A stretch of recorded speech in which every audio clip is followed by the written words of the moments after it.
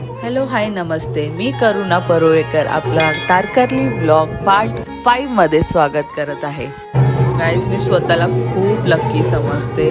मी तारकर्लीला just एन्जॉयमेंटसाठी फिरायला एक picnic म्हणून गेली होती, पण मला स्वामी समर्थांचं दर्शन झालेलं आहे। जी पालखी अक्कलकोट वरून आली होती। कसं आहे ना गाइस, जीवनात कधी कोणाचं वाईट केलं नसेल ना, तर देव पण आपली साथ देतो। 2022चा जो माझा ब्रेकअप जर्नी होता ना, खूप बेकार होता। अंधारामध्ये मी कोपऱ्यात असं बसून रडायची, हे करायची, साईबाबांच्या पुढ्यात रडायची, रोज रडायची। पण त्यातून पण मला असं वाटायचं की बाबा साईबाबा माझ्याशी का नाही बोलत आहे, माझ्याशी एवढे बोलणारे, माझं प्रत्येक गोष्ट ऐकणारे का नाही माझ्याशी बोलत आहे। पण नंतर माहीत पडलं, अरे बाबा साईबाबा तर मार्ग काढत होते त्यातून। तू हे सगळं करत बसू नको, तू डायरेक्ट लग्न करून टाक।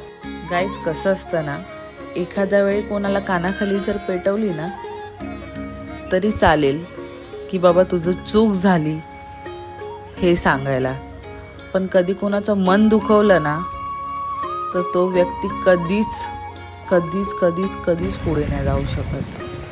भले तो लोकांचे मन जिंकू शकतो, आपल्या घरातल्यांचे मन जिंकू शकतो, हा मी असं नाही केलं, मी तसं नाही केलं, हे सगळं सांगू शकतो, पण ज्याच्याबरोबर त्यांनी वाईट केलंय ना ते त्याला माहिती। आणि ज्याच्याबरोबर वाईट, आज त्या साईंच्या कृपेने असे हस्बंड भेटलेत मला, ज्यांना माझं उठणं बसणं हसणं खेळणं सगळं काय कळतंय। लाईक मी का रडते, का अपसेट आहे, किंवा काय हवं आहे मला, काय नको आहे, काय बोलायची गरजच नाही, अगोदरच सगळं रेडी असतं।